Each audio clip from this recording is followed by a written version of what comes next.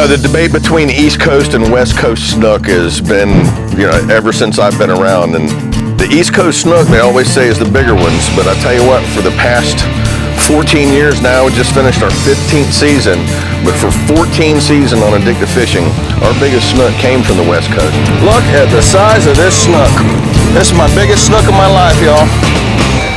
We were on Lynn Andrews' boat out of Naples. We were catching these giant snook that were spawning off in the Gulf of Mexico. It was in July, the season was closed, but man, every snook we pulled up off of that wreck was probably about 42, 43 inches, somewhere around there.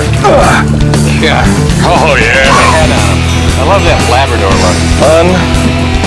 Unbelievable. That was my biggest snook up until I went fishing with Captain Greg Snyder down there in Stewart. And Stewart is known for the biggest snook I've ever seen pictures of. That 48 incher that he put me on, you know, what can I say? The largest snook I've ever had. Oh, woo, baby. That is a Mogan.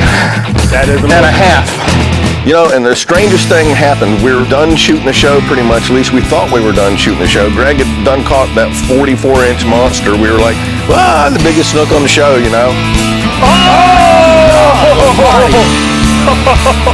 Look at that, baby. It's right here, Greg. Right here. Not too much. God, what a snook.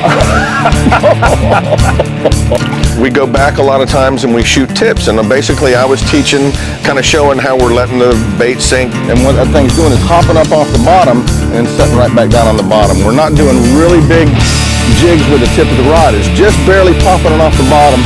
Let it sink, let it sink. And right as I got done with the tip, the cameras dropped, and boom, it hit me.